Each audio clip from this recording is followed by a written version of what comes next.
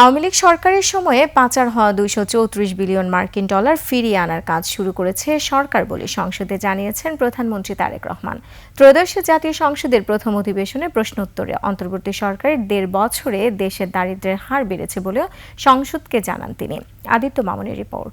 Lily ultrasoft serum gel, যা গভীর থেকে স্কিনে দেয় ৩ গুণ সিরাম হাইড্রেশন। সিরাম জেল হাইড্রেশনে ব্রাইট থাকো সব সিজনে।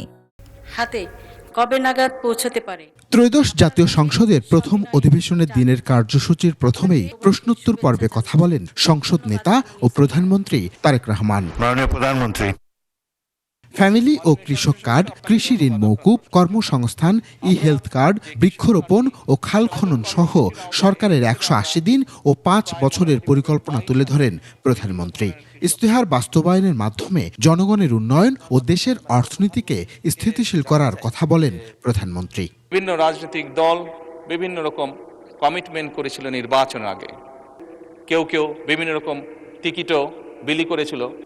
বিগত নির্বাচনে বাংলাদেশ জাতীয়তাবাদী দলের প্রতি জনগণ যে সমর্থন দিয়েছে, যে ম্যান্ডেট দিয়েছে, তাতে পরিষ্কারভাবে প্রমাণিত হয় বাংলাদেশের মানুষ এই ফ্যামিলি কার্ড, কৃষক কার্ড সহ যে সকল পরিকল্পনা আপনাদের এই মহান জাতীয় সংসদে আপনার মাধ্যমে আমি উপস্থাপন করেছি, সেই সকল পরিকল্পনার প্রতি বাংলাদেশের মানুষের সমর্থন আছে।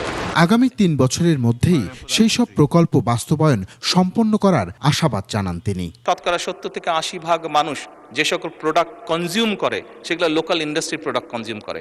কাজে লোকাল ইন্ডাস্ট্রিগুলোকে স্ট্রেনথেন করার এটি আরেকটি উপায়, এবং তার ফলে যেটি হবে সামগ্রিকভাবে ডিপ্রাইভ যে সকল মানুষ আছে, আমি বলছি না যে আগামী ৬ মাসের মধ্যে এটি হবে, তবে ইনশাল্লাহ ৩ থেকে ৫ বছরের মধ্যে আপনি যে পরিবর্তনটি দেখবেন, যারা প্রান্তিক গোষ্ঠীর মানুষ তাদের জীবনযাত্রার মান ইনশাল্লাহ অনেক উন্নত হবে। প্রশ্নের উত্তরে প্রধানমন্ত্রী বলেন, পাচার হওয়া টাকা ফিরিয়ে আনার প্রক্রিয়া শুরু করেছে সরকার। প্রচলিত আইনে পাচারকারীদের বিচারের মুখোমুখি করার কথাও জানান সংসদ নেতা ও প্রধানমন্ত্রী তারেক রহমান। ২০০৯ থেকে ২০২৩ সালের মধ্যে বাংলাদেশ থেকে অবৈধ অর্থ প্রবাহের পরিমাণ ছিল আনুমানিক ২৩৪ বিলিয়ন মার্কিন ডলার, যা বছর হিসাবে যদি আমরা ভাগ করি তাহলে বছরে গড়ে ১৬ বিলিয়ন মার্কিন ডলার, বাংলাদেশি টাকায় ১.৮ লক্ষ কোটি টাকা। মাননীয় স্পিকার, পাচারকৃত এই অর্থ একাধিক দেশে স্থানান্তরিত হয় অভিযোগ থাকায় তা উদ্ধারে সংশ্লিষ্ট দেশগুলোর সাথে মাননীয় স্পিকার এরই ভিতরে তথ্য বিনিময়, সম্পদ শনাক্তকরণ এবং পারস্পরিক আইন সহায়তা জোরদার করা হচ্ছে। জনগণের জন্য জনগণের অর্থ ফিরিয়ে আনাই সরকারের প্রধান দায়িত্ব বলেও উল্লেখ করেন প্রধানমন্ত্রী। দেশের প্রচলিত আইন অনুযায়ী।